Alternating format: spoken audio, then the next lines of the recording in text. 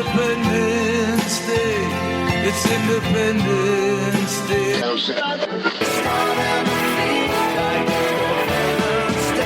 Alright. Our Independence Day.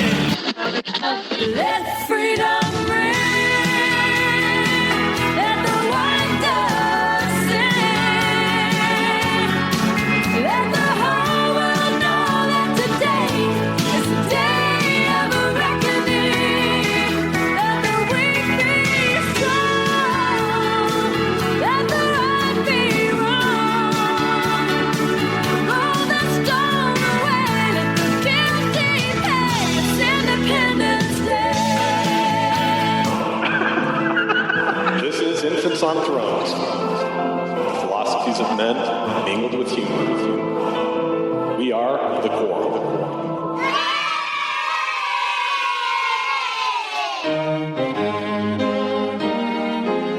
Never gonna give you up. Never gonna let you down. Never gonna run around. Welcome back to Infants on Thrones. Hey, remember last year around this time when we released an episode called Independence Day, and it was a collection of listener essays that we were just too lazy to really do the proper way and have the author come on and talk with them about what they had written? Remember that? And remember how they were good and people liked them? And remember how the real Stephen Hawking introduced everything? Hello, this is the real Stephen Hawking again. Remember when he said this? The infants asked me to come back mainly because a few of you listeners asked me to leave. You are tired of hearing my voice. I remind you of your own mortality, and you would rather listen to real, live, healthy voices. Thanks.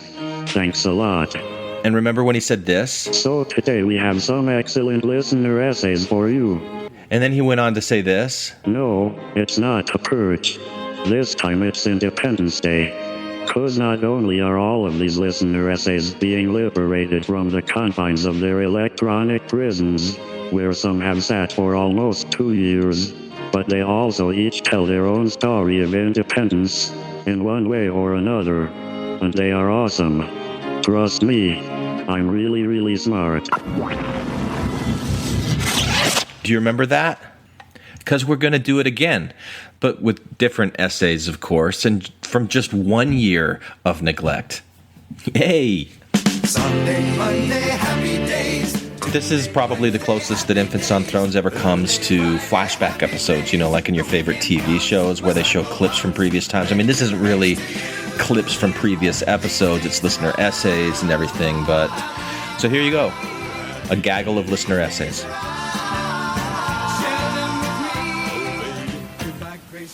It is seriously alarming how many believing members of the LDS Church, as well as those of many other faiths, I'm sure, respond so casually with a, "it has never really bothered me," type response to the following question, often proposed by atheists and doubters. If God is real, and He really is our loving Heavenly Father, how can He allow so much pain and suffering in the world today? Now, to be fair, I will admit that before I lost my faith, I had used this same unempathetic response on several occasions to proudly boast of my unwavering belief in God and in His plan of happiness, a plan that permits us the blessings of free agency. I knew it was true. I had no doubt, so there was really no need to address the aforementioned question. I could easily, and without guilt, allow story after story of genocide, slavery, starvation, disease, and child abductions, abuse, and neglect to bounce off me with about as much impact as a small ripple of water hitting the hull of an aircraft carrier. I didn't need to allow to enter into my mind the images of terror groups ruthlessly gunning down innocent commuters on busy highways in Afghanistan. I didn't need to empathize with the mourning mother of a cancer-stricken child. These horrible aspects of real life didn't faze me because I knew God had a purpose, and that all would be made right in the end. The tragedy is that because I never really digested these cruel mechanics of life, they weren't ever real, which means the victims of life were victims in vain. Their sorrow was for nothing because to me, it didn't exist. So now I ask myself this question with new perspective, that of a doubter.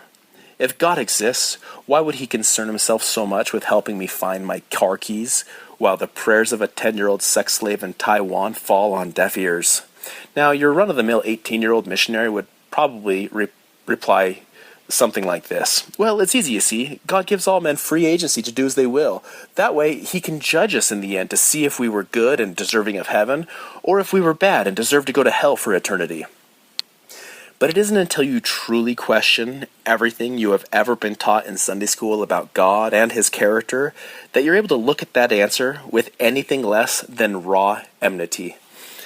This is how you go through life without ever actually experiencing it. This is, of course, my own perspective and might not necessarily be shared by other current or former Mormons, but either directly or indirectly, I believe that I was mostly taught that this life is simply a means to an end. It is a probationary state, and as long as we hold our breath long enough, we can look forward to someday gasping the delicious fresh air of exaltation, with all its awesome eternal world-making and everything. This is why I get so upset today when I see social media posts from believing friends and family fighting to preserve traditional marriage. It's why I get headaches at church when I hear testimonies about people who are cured by a priesthood blessing. It's why I refuse to teach my children that God's church is led by men who have taught in the past and in many ways continue to teach today that we were born in this day and age with all of our white privilege because of our obedience in the pre-existence. You can talk yourself into doing and believing just about anything when you know that what happens here in this life is nothing compared to what's going to happen in the next. So I repeat, it is alarming how frequently believers will so casually dismiss their own participation in life because of their certainty in an afterlife and in a God that is just and fair. And if he is just and fair, then it is just and fair that I am a middle-class white male with almost no characteristics that would warrant any sort of discrimination, disadvantage, or handicap, while other men my age in other parts of the world are brainwashed into strapping a bomb to their chest and walking into an elementary school. This is the aspect of Mormonism that was the final straw on the camel's back. I could deal with all the scandalous history and the temple weirdness. I could try to be a New Order Mormon and participate in Mormonism without actually believing in it. I did for years. But it was the realization that Mormonism was making me numb to reality that did me over. It is elitism at its best, or maybe its worst. My somewhat recent rejection of Mormonism and in religion in general, has in so many ways advanced my spiritual well-being orders of magnitude greater than had I stayed. I have a lust for life and an empathy for others that I never experienced throughout my tenure as a Mormon.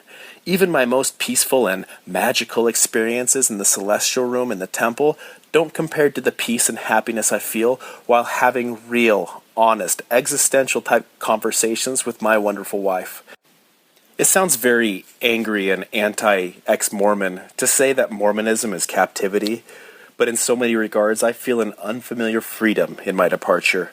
For the first time ever, I feel the bitterness of life's cruelty, but with this awakeness is also ever present a recommitted desire to experience life with my kids and my wife in a more meaningful way.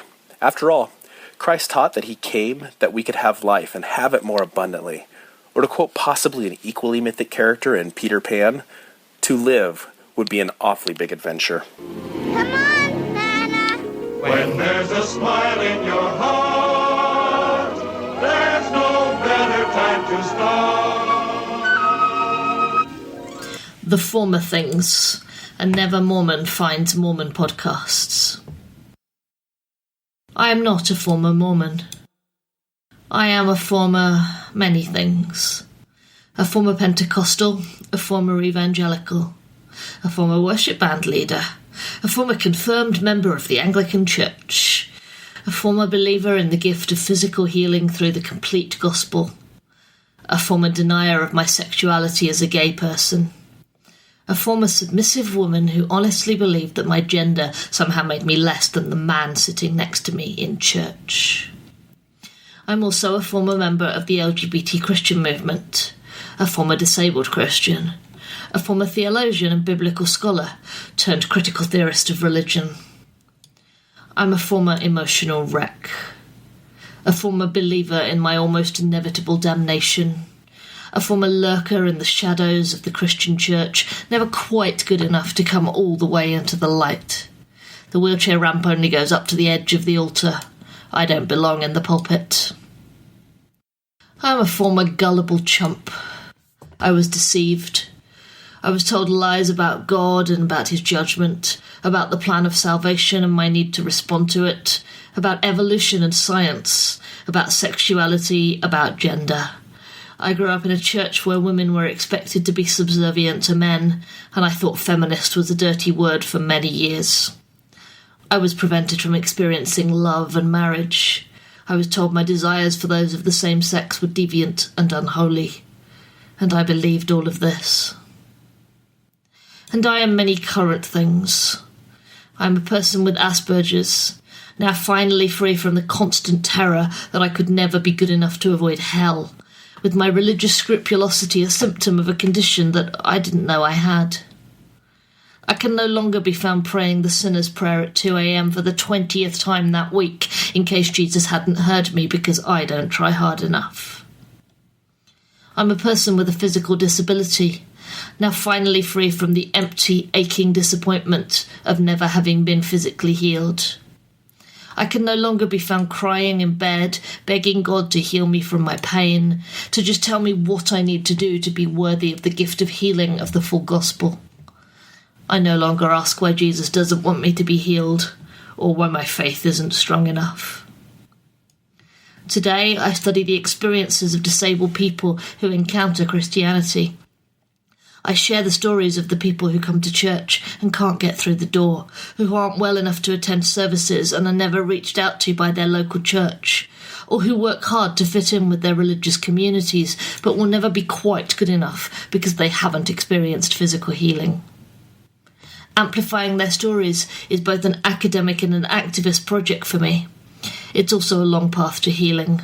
A healing of the kind that is actually possible and desirable for me, not the kind of healing that isn't possible and that I don't need. My body is perfectly human the way it is. My heart may be a bit more of an issue, though.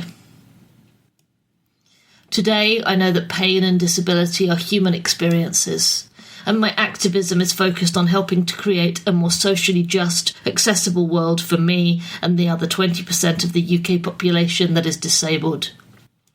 Today, I still struggle deeply with the feeling that I'm not good enough.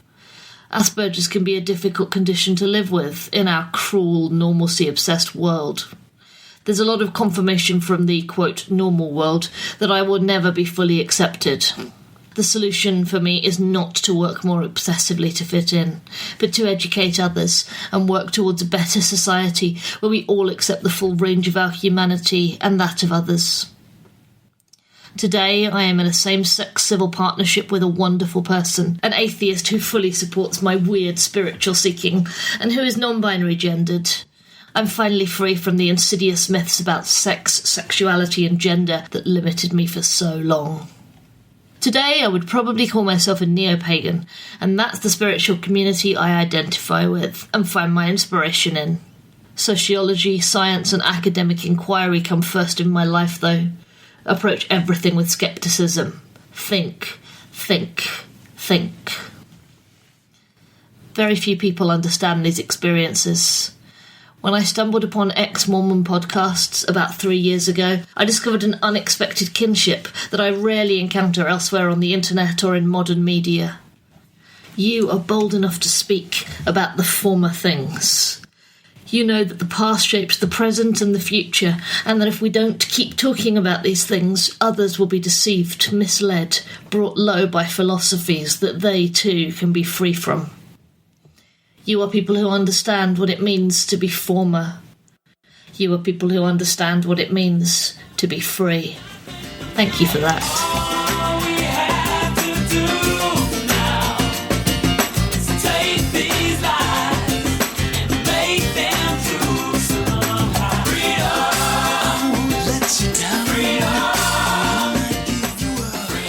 I only watch G and PG rated movies.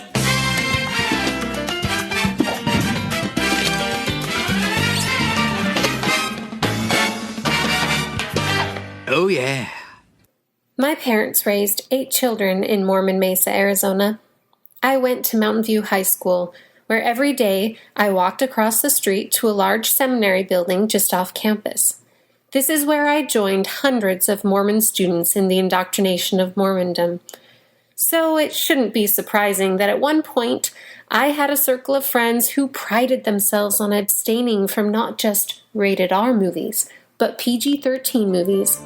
I've never even seen a rated PG-13 movie. It was somehow a self-righteous badge of honor. The New Yorker me of today would have responded, "Okay, want a fucking cookie?"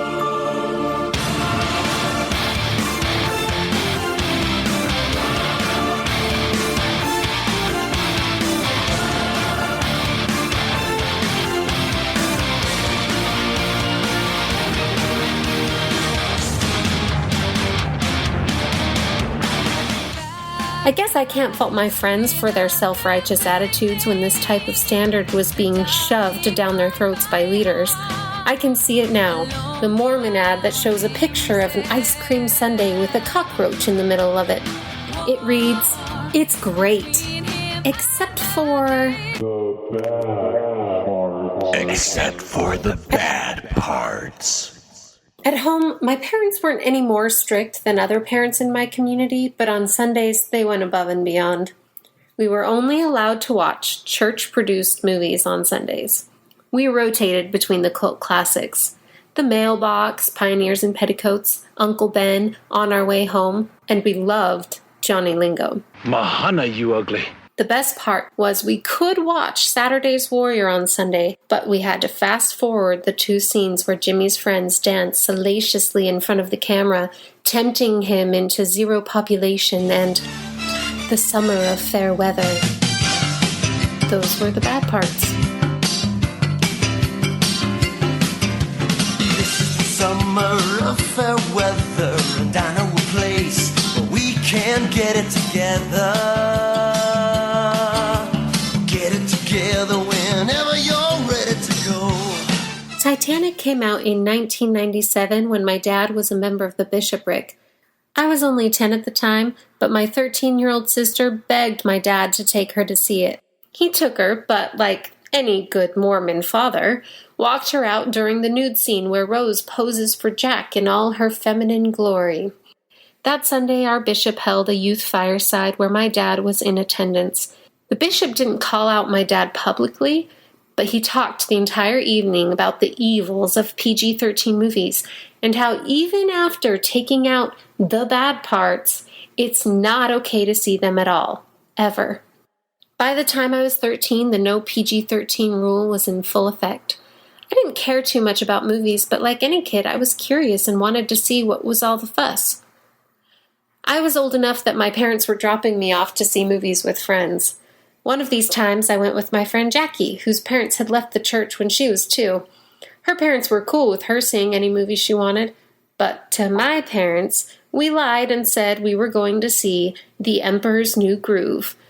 But instead, like the naughty little girls we were, we went to Mel Gibson's movie.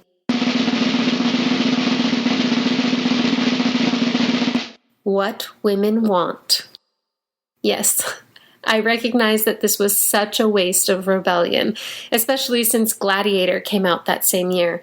It was a pretty stupid movie, so even though I wasn't a fan of keeping arbitrary rules, I didn't waste my time rebelling super hard on this one. Fast forward and I'm ready to go to college. I moved to Boston and found myself the most righteous Mormon boyfriend and got accepted into the Boston Conservatory of Music for musical theater. During orientation week, the school put on a show that students performed in a small black box theater. It was a play by Carol Churchill called Cloud 9. I was going to school for musical theater, so I assumed it would be safe to invite my priesthood-holding, much older, member of the Stake High Council, very faithful TBM boyfriend to come with me. We found our seats in the small, intimate theater, and the show began.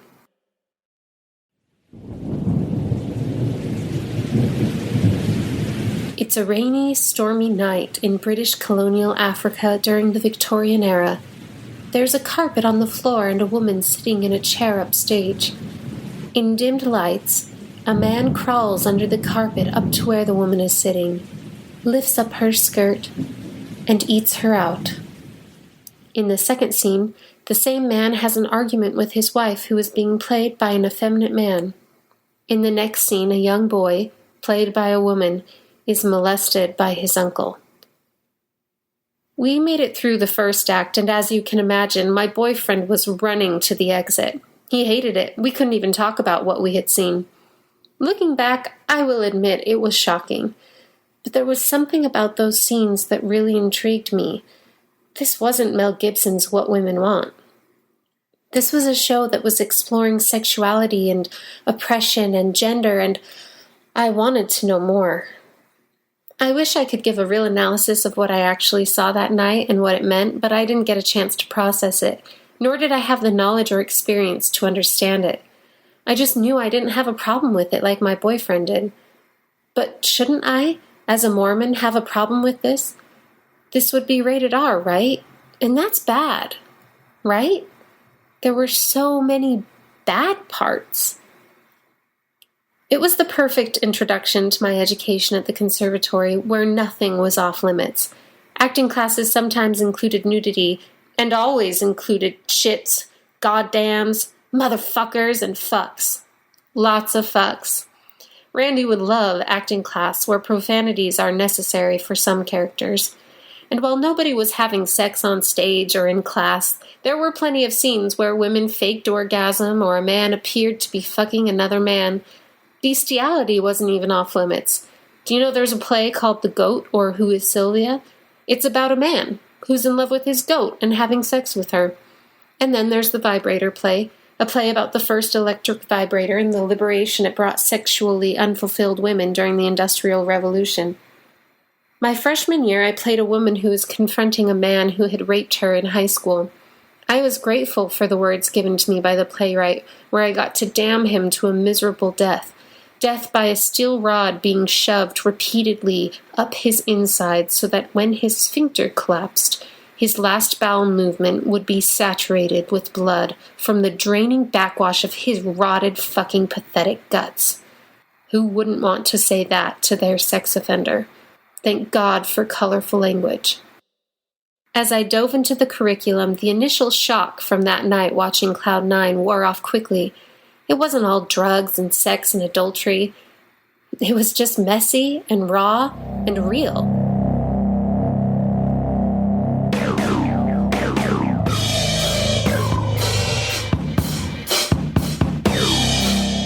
Now, if I were to channel Glenn channeling true believing Mormons, I'd say, well, no wonder you're questioning your membership in the one true Church of God. You've lost the spirit. You're desensitized. Well, Holly, channeling Glenn, channeling TBMs, that can't be right. I was my most faithful when I was in school. I was in the state primary presidency, even an ordinance worker in the temple. No, none of this uncensored art led me to question my faith in a God, and faith that the Mormon Church was the best way to stay close to that God. Quite the opposite. Being exposed to messiness and imperfection gave me more empathy for others, myself, and even the church. I didn't need to be perfect. The church didn't need to be perfect. A couple years after school, after having moved to New York and meeting and marrying my super dope and rad husband, we found out through the news that the church would be holding disciplinary councils for Kate Kelly and John DeLynn. I didn't know who these people were. I wasn't involved in any of the fringe Mormon communities up to this point, and besides my husband, most of my close friends weren't even members. But after seeing their membership was a public point of interest, I was intrigued. So far, I knew Kate Kelly was the leader of Ordained Women, a movement I hadn't heard of until this point, and as for John DeLynn, it was unclear to me why he was under the church's microscope. All I knew was he supported gay marriage, and if that was means for excommunication, kick me out. So I turned to the Mormon Stories podcast to try and figure him out. I already knew that Joseph Smith had been sealed to multiple wives. I'd even heard that he'd been sealed to other men's wives, so I thought I'd listen to Grant Palmer explain more of the details of Joseph Smith's story. Some of it I'd heard, some of it was news to me. Still, I'm not easily shocked. I knew Joseph Smith was a fallible man, so I thought I could probably get past this. I kept listening. I listened to Grant Palmer, Margaret Toscano, Brent Metcalf, and so many others, and became outraged that some of these people were disciplined for their intellectual honesty. The church's censorship and then abuse to members who don't toe the line is what really bothers me more than the dirty facts themselves. I know humanity can be ugly and dirty, but why the whitewashing and the bleaching? Do they not trust their members to make intelligent decisions based on the facts? Or do they feel pressure to prove their beginnings were divine with a crystal clear history? Is the appearance of perfection really worth the abuse? Today I'm still active, currently serving in the Relief Society presidency of my ward. I'm totally conflicted about my membership in a church that pushes perfection to the extreme. I still like some of the teachings and stories from the Book of Mormon, even though it's fiction. And I still want to live like the New Testament Jesus taught, even if he's not the literal Son of God. But if I hold the church to its own standard of perfection, what do I do now that I describe Mormonism to my non-member friends by saying, it's great, except for the bad parts?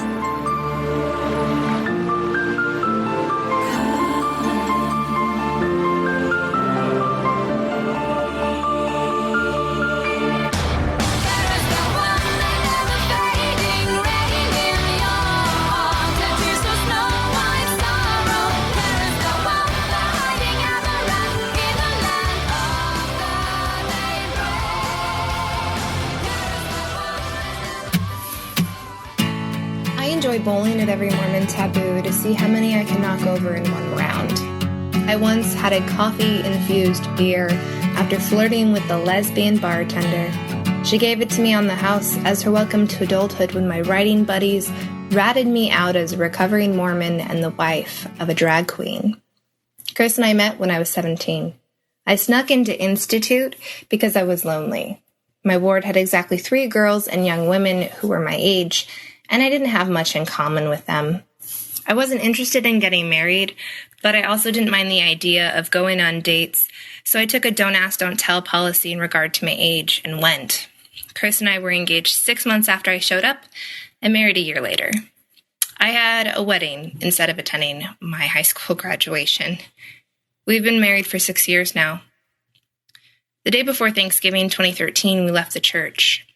I had been a feminist, liberal Mormon ever since our daughter was born and was heartbroken at the church's response to ordained women. In sharing my lament, I remember asking, "Are we even Mormon anymore?"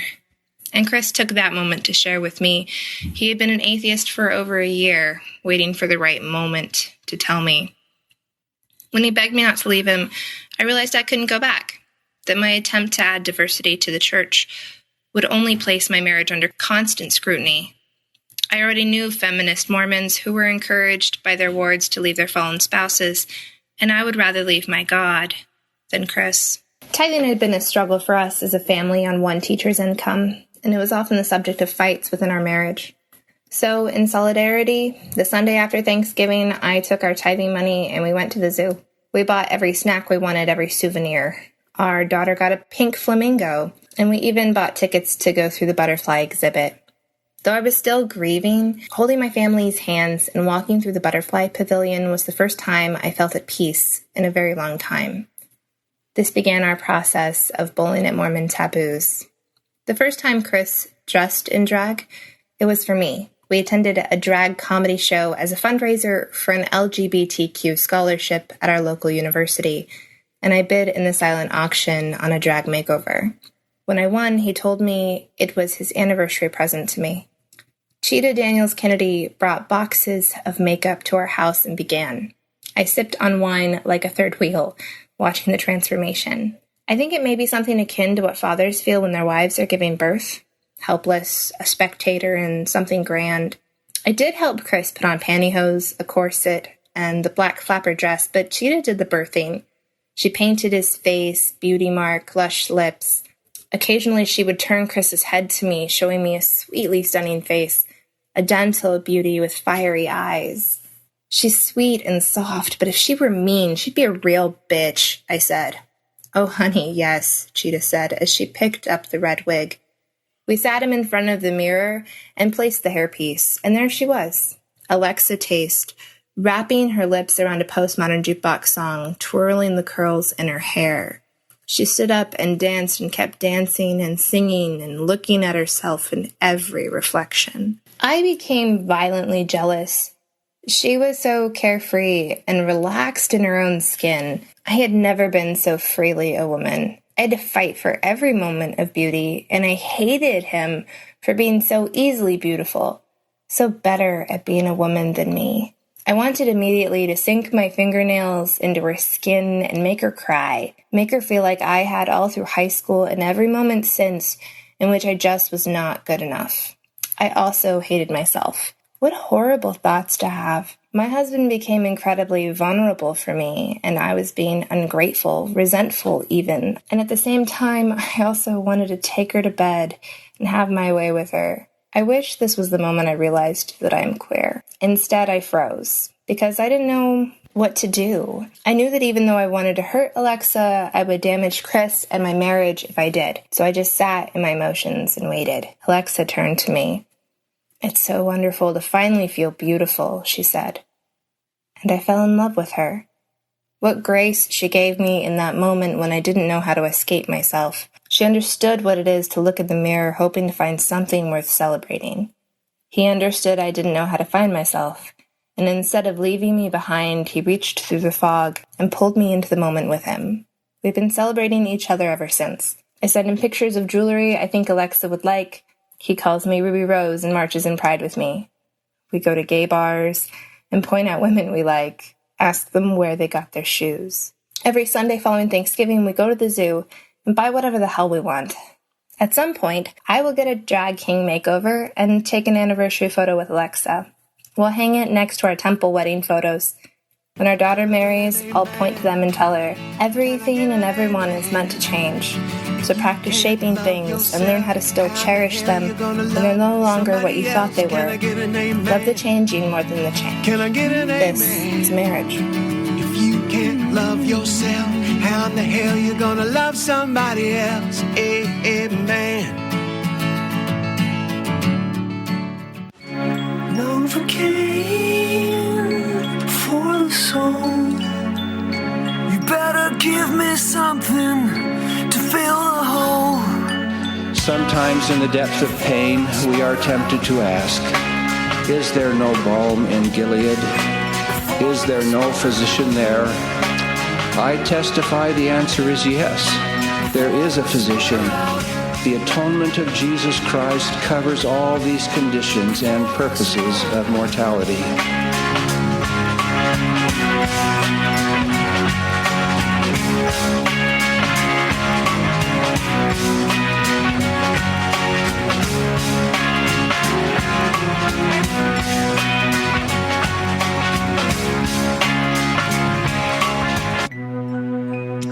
That opening quote was Elder Kent Richards, a retired surgeon and a member of the Second Quorum of the 70, from his talk, The Atonement Covers All Pain, in the April 2011 General Conference. So, what's the worst pain you've ever experienced? Think about that for a moment. The first thing that comes to mind for me is all of the bowel obstructions that I've had from Crohn's disease. My intestine becomes inflamed to the point where it closes off. At its worst, the result is mind-blowing pain that makes me desperate for relief. I've had at least 50 episodes like that for the past 35 years, since I was 8 years old.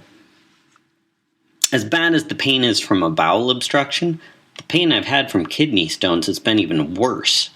What's amazing to me is that my kidney stones have been really small, like a grain of sand, or a mustard seed if you're into that kind of comparison. Unlike a bowel obstruction that can result in septic shock or death, a tiny, non-obstructive kidney stone like I had can be totally benign. It's amazing to me that this tiny irritation in a similarly tiny, almost transparently thin vessel can elicit such horrific pain. But I know it could always be worse. I'm fortunate to work as an anesthesiologist at a level 1 trauma center and regional burn center. I see daily examples of how it could be worse, like end-stage lung disease, where you can never get enough air, which is often combined with the intense pain of chest tubes and a thoracotomy incision between the ribs. Or motorcyclists who fly off their bikes or are dragged for long distances with long lists of fractures and internal injuries. Or toddlers who fall into the bonfire. Burns not only injure and expose nerve endings, they increase metabolism, limiting the effect of pain medications. Pretty soon tolerance develops, and then pain management can become a real challenge. Now, everyone experiences some form of pain from the time they're born. When I consider my own chronic health problems, and then I consider the good fortune of my life, having been born of goodly parents, and just as an aside here, is goodly really an adjective? Because it sounds like an adverb. Anyway, having been born of goodly parents in a loving, stable home, in a nice, safe, and comfortable suburb, having my own loving family now with everything we need and most of whatever we want, and having amazing opportunities to travel, it makes me think I can't feel self-pity. I'm one of the most fortunate people in the world. Now, when I applied to medical school, I cited my experience as a patient as something that would help me sympathize with patients. And to some extent it has. But at least as often, it makes it more difficult for me to sympathize. Specifically, I've taken care of patients with the same problems as my own in the same hospitals where I've been a patient. And there have been times when those patients have told me that I don't know what it's like, or that I'm not doing enough. That's hard to take. Even when patients have different issues that I know should be less painful than what I've had, and then they weep and wail and threaten the people who are trying to care for them, it's hard not to belittle their experience. I can't say that I've completely overcome this bias, but an understanding of pain and an appreciation of individual experience have helped me to be less judgy. Pain can be broken down into two components, a sensory response and an emotional response. When I have a patient who's unconscious from anesthesia and the surgeon makes an incision and then the blood pressure and heart rate jump up, I can infer that the patient is responding to painful stimulation. To be clear, the patient is completely unaware. There's nothing unpleasant about it because the emotional response to this sensation is blocked by unconsciousness. Pain sensation from injury to tissue, like a surgical incision, is called nociception. When someone is conscious, the pain signals travel from the nerves to the spinal cord and up to the brain, where they connect to the parts that generate an emotional response. Without this emotional response, pain would be just another sensation. There's some variability in nociception from one person to another, but I see a lot more variability in the emotional component. Personally, I can relate to this by remembering what it was like to experience pain as a kid. Once while I was trying to get the chain back on my bike, I skewered my thumb, trapping my bleeding hand between the chain and the tooth of the sprocket. I was terrified that I couldn't get my hand out, that I was bleeding, and that my mom wasn't there to fix it. So I cried and I panicked while my brother rode his bike home to get my mom.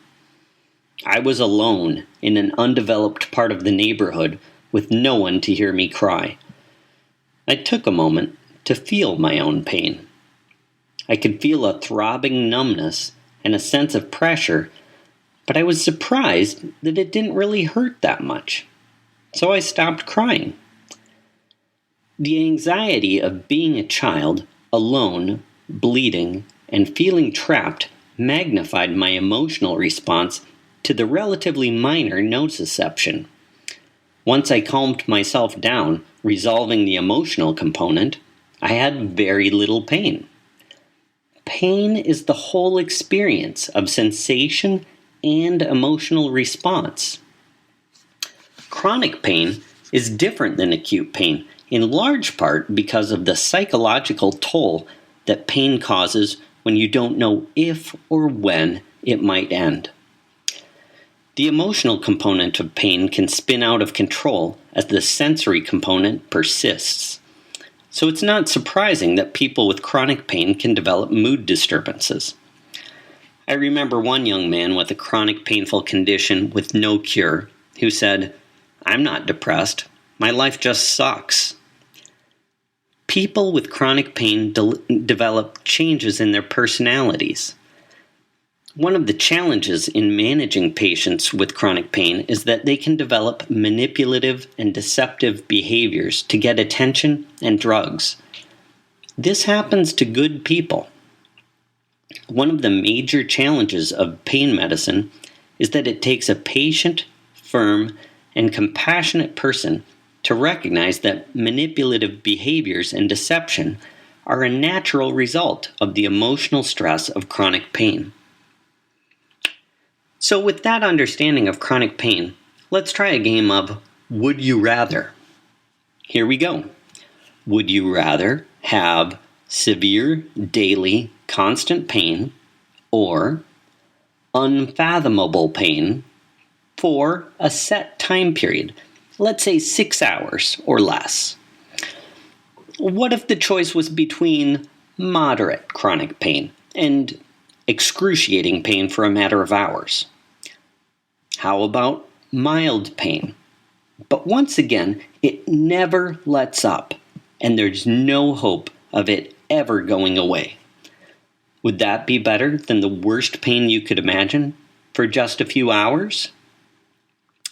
Would you rather suffer as Elizabeth Fritzl, imprisoned in a basement and raped by her father for 24 years with her mother as an accomplice? Or suffer for a few hours until you bleed from every pore while your friends fall asleep nearby? Now, I don't want to minimize whatever suffering Jesus felt. If my son is freaking out about a skinned knee, telling him how calmly some boy dealt with pain from a femur fracture earlier that day will not ease my son's pain.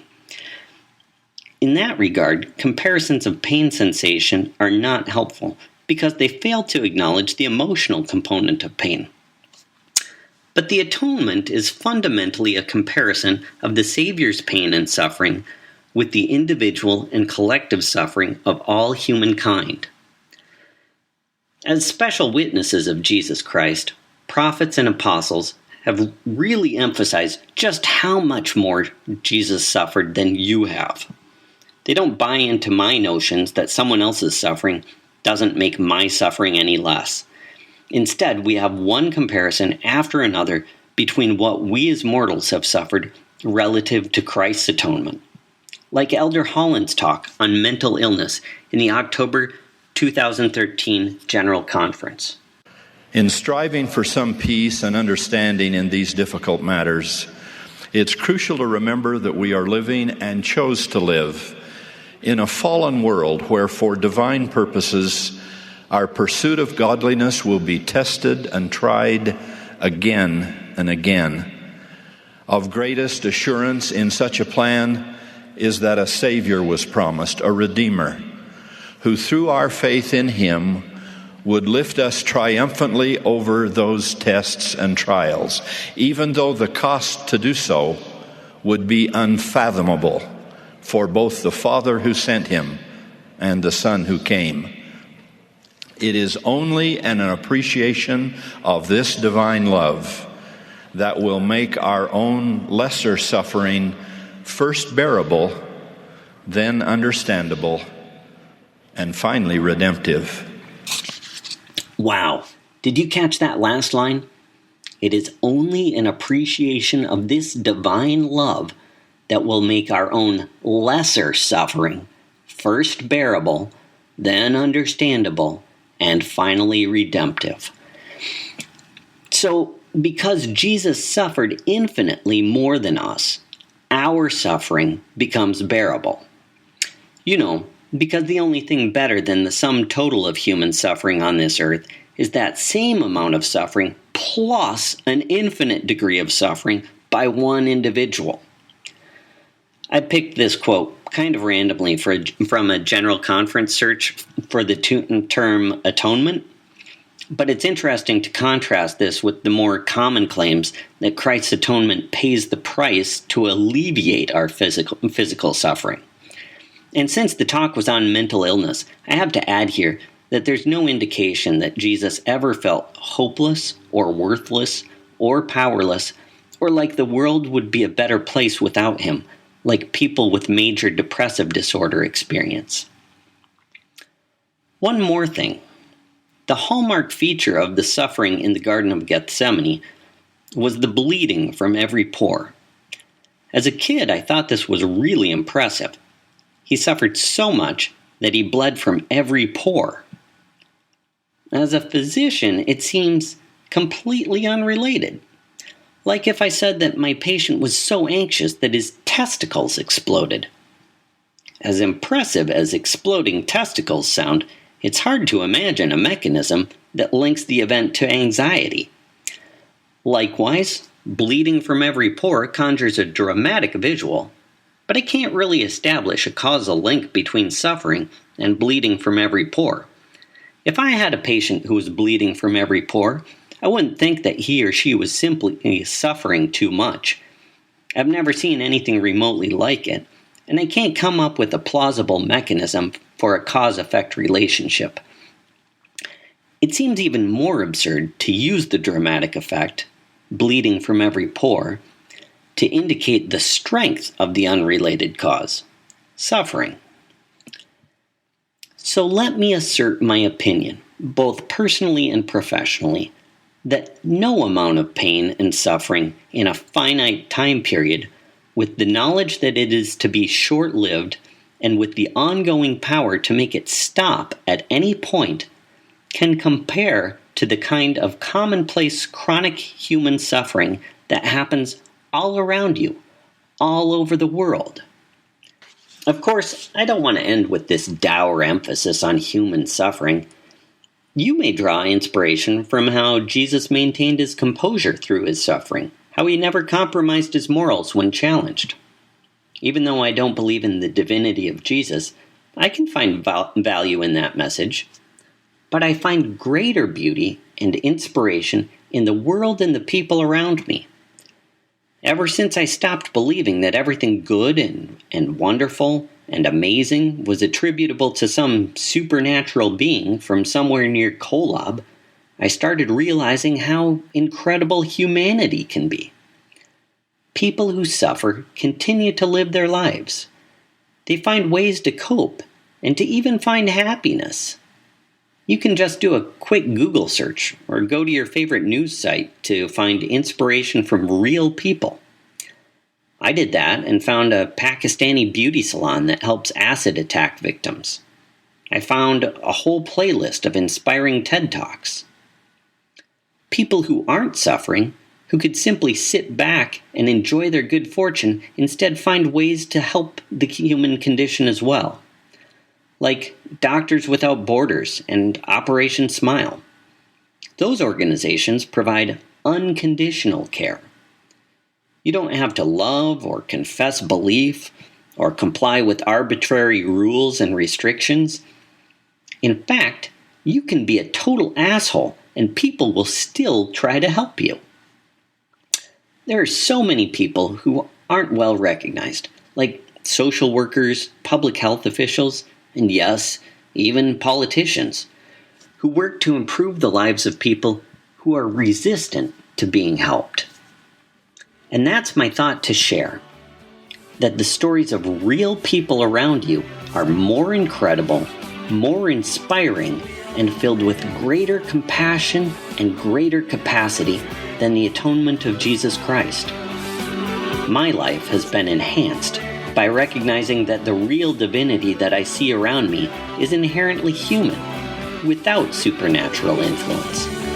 Recognizing the amazing power and willingness of people to make the world a better place motivates me to be a better person.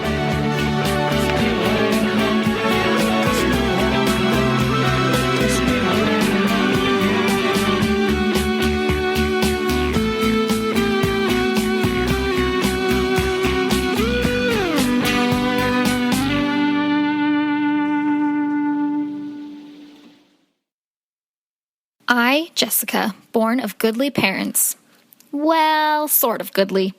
They started out goodly, I suppose. Met at BYU, married in the temple, had 4 children, all girls, and lived the Mormon life. But things didn't work out so well for them. My father suffered from depression and severe migraines and found it very difficult to keep a job. My mother had done what she was supposed to do as a woman in the church, got her degree in early childhood development, and planned on being a stay-at-home mom. My dad's chronic unemployment made this plan very difficult, and his self-righteous, egocentric personality didn't help the matter. When I was very young, my parents got a divorce, and my 3 older sisters and I switched back and forth between living with both parents. Eventually, we settled in permanently with my mom at my grandmother's house. Not long after the divorce, my mother stopped going to church. While she told us it was because she couldn't get out of working her second job on Sundays, we all knew she just didn't like church anymore. The sisters and I continued our active church attendance with our grandmother in a very small ward in Salt Lake City. Living with all women was actually quite amazing. We never had to argue over watching a chick flick versus an action movie. We could have salad and pasta for dinner every night without complaint. We could talk about our periods and cramps right out in the open. Our vacations consisted of shopping and going to musicals and listening to Backstreet Boys CDs the entire time. It was awesome. The only problem was, in the eyes of the church, my home had something missing: the priesthood. While my father stayed active in the church and only lived about 20 minutes away, I didn't have the greatest relationship with him, and in my eyes, he was not a worthy priesthood holder. Growing up, I never asked for a father's blessing before the start of a school year or when I was sick, and it just felt awkward asking home teachers or someone else in the ward to do those things. To be honest, I didn't feel like I was missing out on anything that special. Don't get me wrong, I believed in the priesthood, and I believed it was important. But I couldn't understand why my personal prayers and my own pleas to the Lord sometimes needed to be trumped by a special blessing. When I was about 12, the news erupted with the story of Elizabeth Smart being taken from her home. She went to a neighboring middle school close to mine, and I was terrified. I couldn't sleep in my room for weeks. I prayed and prayed for comfort from my anxieties, and I thought about getting a blessing because that is what Mormon people do. But it really bothered me that I would need to ask some random man from my ward to, in essence, come in and save the day in my priesthoodless home. If I was such a special daughter of God whom loved me dearly, my prayers should be sufficient to receive his blessings. In my day-to-day life, no one treated me or my family differently because of our unique living situation. But growing up Mormon, it was hard to miss the subtle and not-so-subtle messages that my family was not the ideal. In the primary song, Love is Spoken Here, a perfect Mormon family is described. It talks about a sweet mother giving a loving prayer and a strong priesthood-holding father leading the way, and together they bring love into the home.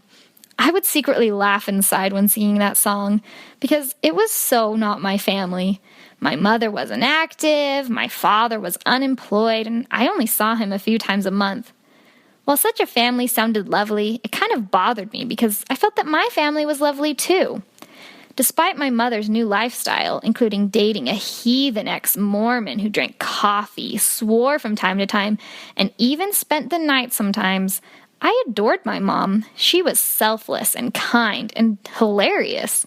And to be honest, I was kind of glad we didn't have a man living in our house interfering with the awesome girl vibe we had going on.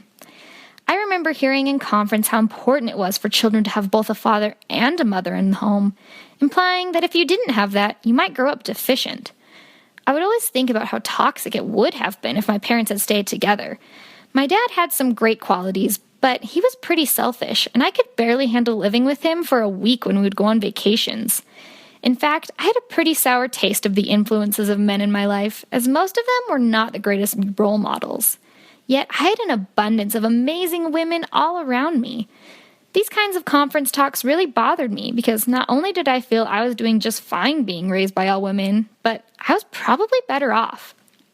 I would hear all my friends with normal Mormon families talk about how they really just wanted to be stay-at-home moms someday, so they weren't very worried about what they would study in college. I would always remind them that you might not want to bank on that plan because I had learned from my mother, you never know what situation you might be in someday.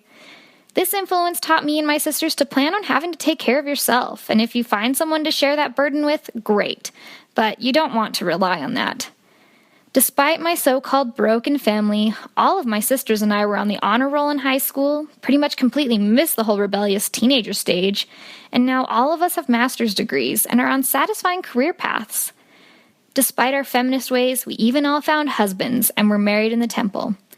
Now that my grandmother has passed away and my mother finally married to her apostate boyfriend, my childhood home, full of fond memories, is occupied by strangers. Sometimes I walk in the park across the street from that home and think back to those days.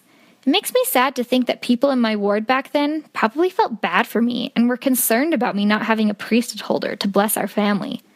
But the lessons I learned at that home are priceless to me. I learned to value hard work, education, self-reliance, and to not judge other people. And now that I see the teachings of the church in a completely different way, I am so glad I was forced to be different in the church back then, because it helped me realize early on that there is more than one way to have a happy home. So even though I was not born to so-called goodly parents as described by the church, I think I turned out a more well-rounded and open-minded person than I would have if I had been born into that perfect Mormon family.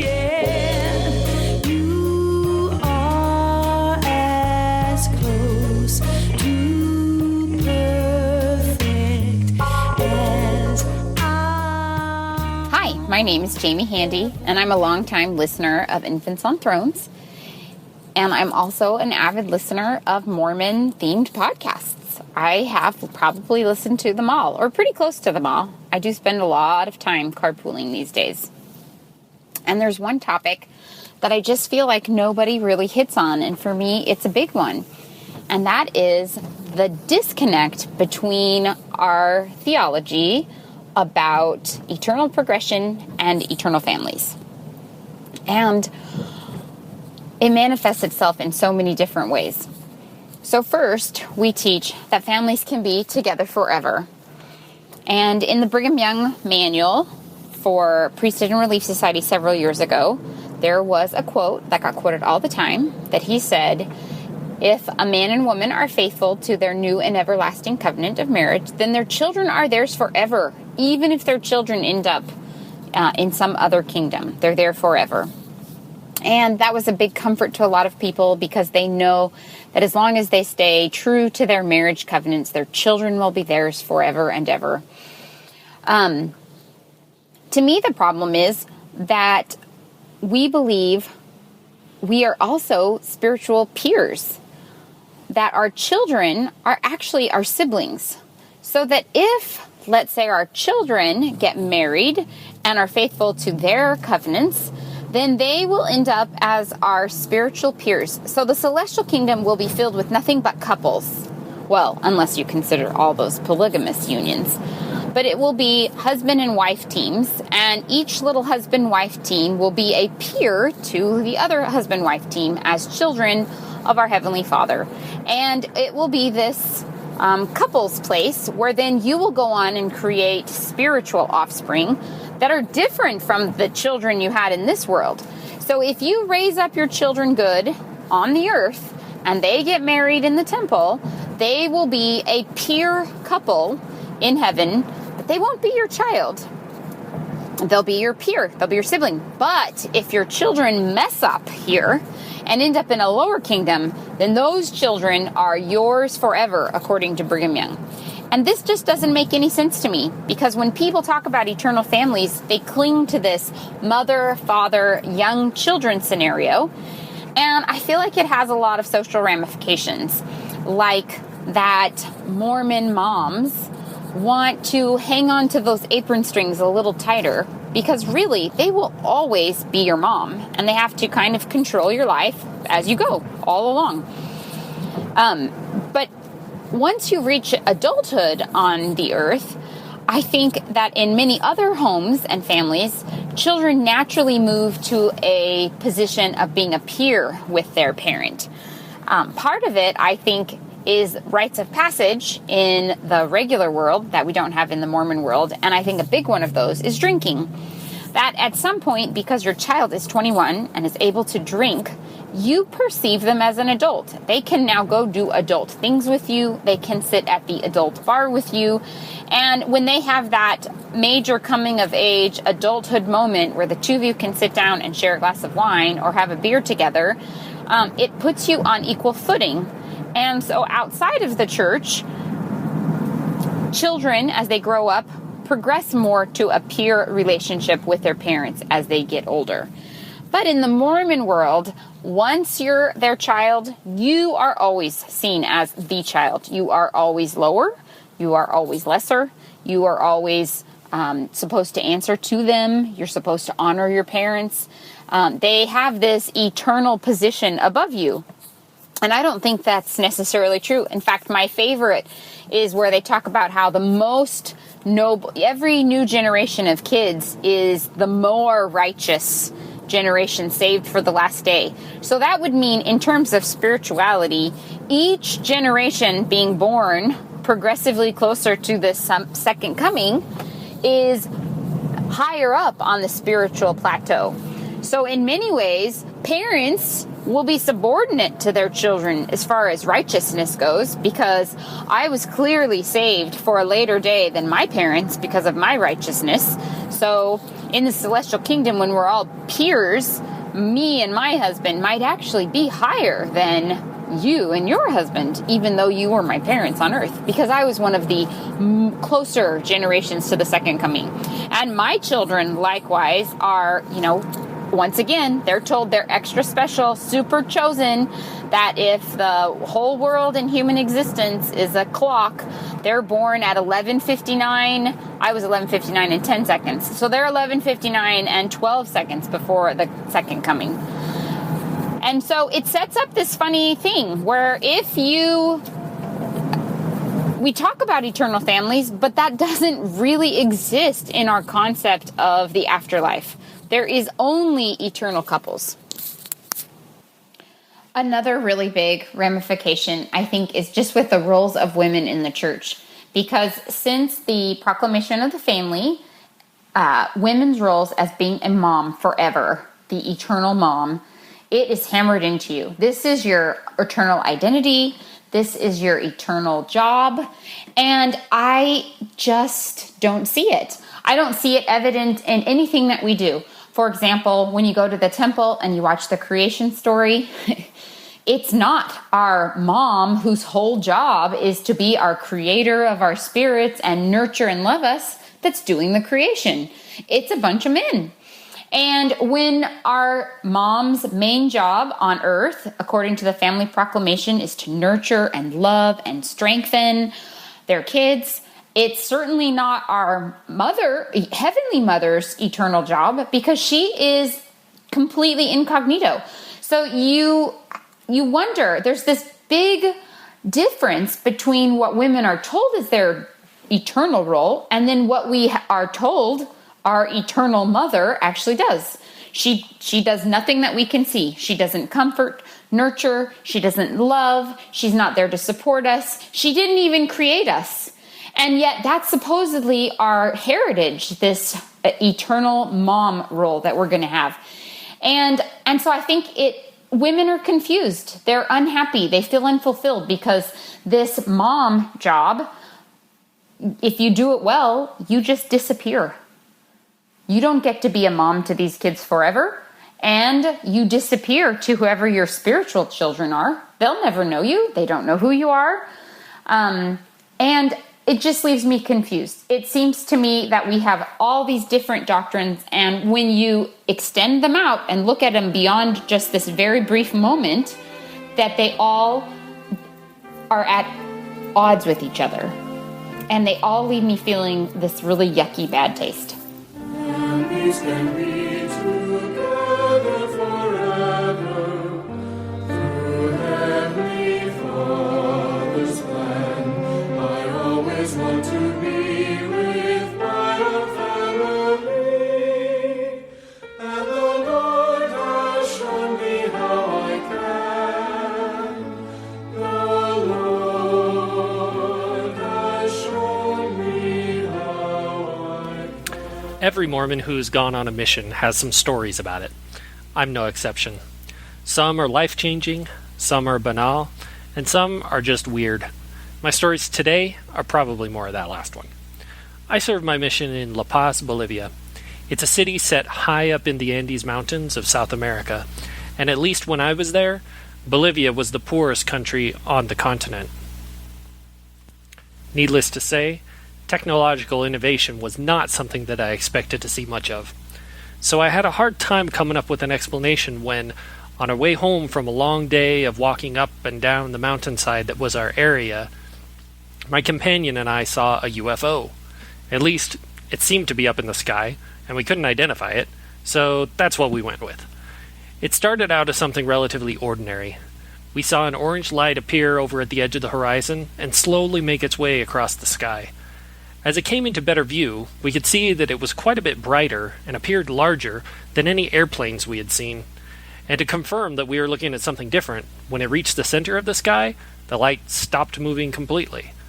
By that time, my companion and I had stopped walking as well, and we were just watching to see what would happen. The orange light hung motionless in the air for about 3 or 4 minutes, and then started rising straight up. Over the next few minutes, it continued upward, getting dimmer and dimmer, until it vanished from sight. The whole time, my companion and I were trying out theories for what it could be. As I mentioned, we ruled out airplane fairly quickly, and then suggested other things. A helicopter? Yeah, a helicopter can hover and ascend, but helicopters are small, and that light was brighter than the lights on an incoming jetliner. And besides, how high do helicopters fly? This thing went so high we couldn't see it anymore. It certainly went higher than a hot air balloon could go. Unless it was one of those weather balloons. But who would put a gigantic light on a weather balloon? Are there any military bases near? I don't know, probably. But what would Bolivia be doing with unidentifiable military aircraft? Do you really think it could be an alien spaceship? Nah. But maybe. In the end, we just walked home and went to bed, wondering if we had seen something extraordinary. My other story also involves a walk in the dark, in a different area of La Paz, with a different companion. We were nearing the end of the day, but we had just enough time to go knock a few more doors before we had to head back in order to be home before our curfew. So we headed down a dirt road toward a place that we hadn't visited before. It was pitch dark, and there were no street lights, but we were pretty much used to that. As we walked down the road, I suddenly got a really dark feeling. It wasn't like anything I had experienced before, and I had the very strong impression that if we continued down that road, something very bad would happen to us. I stopped walking, so my companion did too. I told him that I had a spiritual premonition and that we shouldn't go any further, and he said he felt the same. So we turned around and just went home a little early. At the time, this was a very strong testimony builder to me that the power of Satan was real, but that the Spirit could protect us if we were worthy. So what do these stories have in common? In a word, uncertainty. To this day, I still don't know what that light in the Bolivian sky was, if it was something mundane or something extraterrestrial. Although, just to put my cards on the table, I find the alien explanation to be highly unlikely. Likewise, I still don't know what would have happened to my companion and me if we had continued down that dark road. But the way I process things like that has changed since losing my belief in the truthfulness of Mormonism.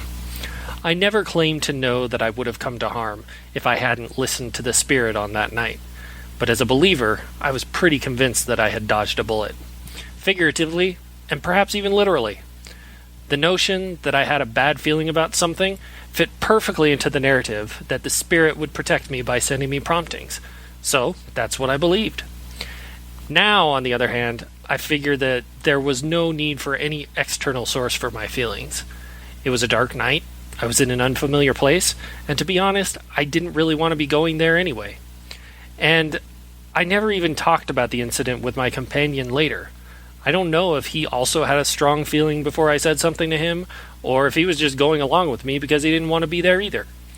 None of that mattered at the time, because the explanation I had fit my expectations, so that's all I needed. The UFO incident was a bit harder to quantify for me. Mormons do believe in life outside Earth, I suppose, but there's no theological certainty about whether God's other children have visited our planet, or if they take the same form as us, or even if they live in the same universe as we do. Suffice it to say, alien spaceships aren't a core part of Mormonism, despite the science fiction-y feel of some of its doctrines. Stories about strange lights in the skies being evidence of extraterrestrial visitors are a part of my wider culture, but they weren't really a part of my belief system, so I didn't immediately latch on to that as an explanation for my experience. I never really did think it was actually a flying saucer-type UFO, even though I didn't have a good explanation for what it was. I was okay with the idea that there probably was a natural explanation, even if I never found out what that explanation was in the end. Psychologists have a term for people's desire to have a firm answer about things. They call it the need for cognitive closure. People who have a high need for cognitive closure tend to come to conclusions quickly about things and stick to those conclusions more firmly than people with a low need for closure. Those with a high need for closure tend to be uncomfortable with ambiguity and are highly motivated to come to a decision one way or another about situations they're faced with.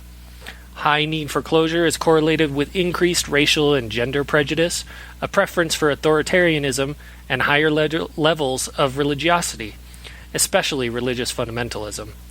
It's not hard to see how Mormonism could fit into that schema. It is an intricate set of beliefs that professes to have answers to all of the most important questions about life and the afterlife, and also provides more rules for the humdrum day-to-day aspects of living than just about any other system out there. If you've got a question, Mormonism probably has an answer. That answer may be totally out there and completely unsupported by actual reality, but it has an answer.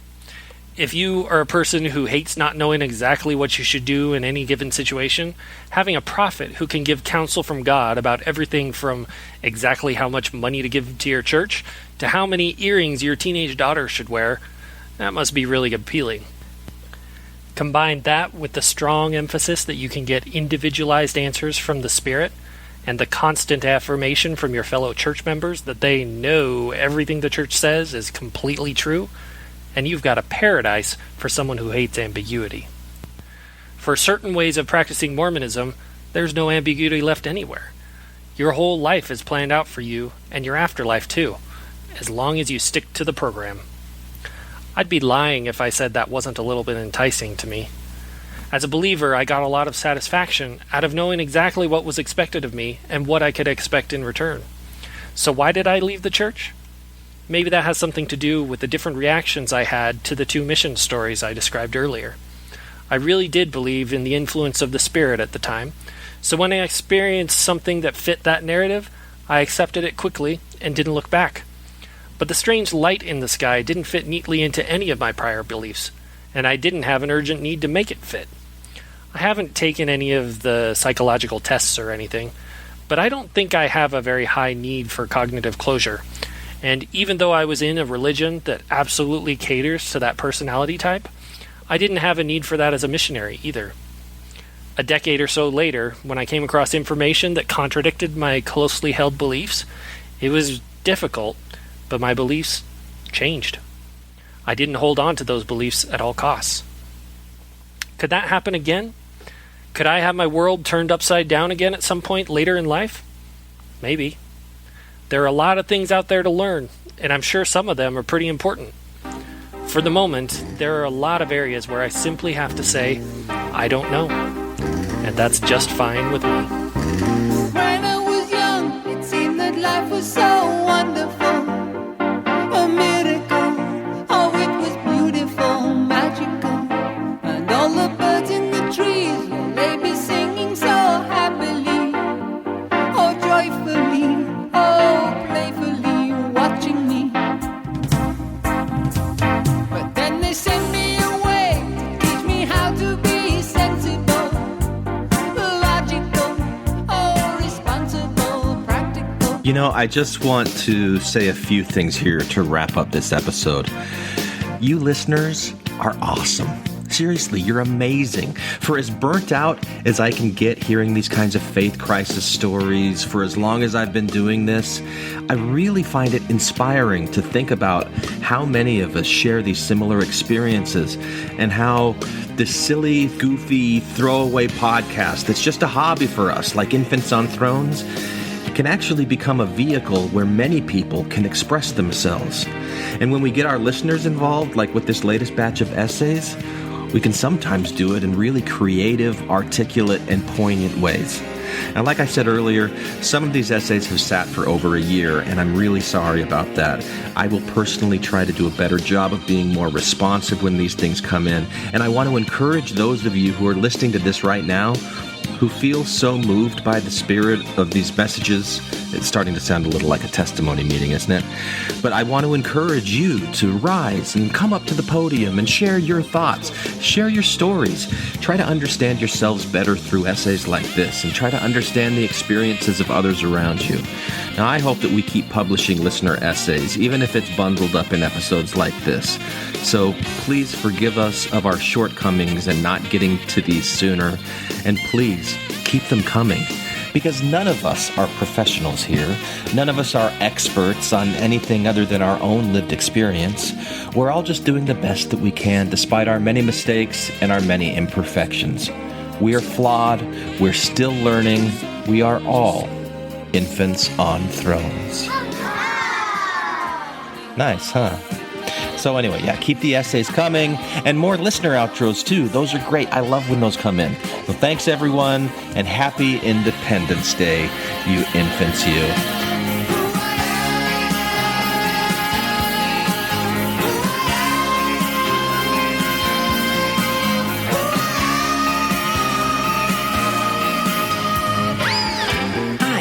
This is Hillary. Matthew. Ryan. Carol. Keith. Ashley. And I like to play bingo online while listening to Infants on Thrones. You can comment on this episode on the website, infantsonthrones.com. And if you really like what you hear, give the Quorum a 5-star rating and write a short review on iTunes. I did. Anyone for the closing prayer?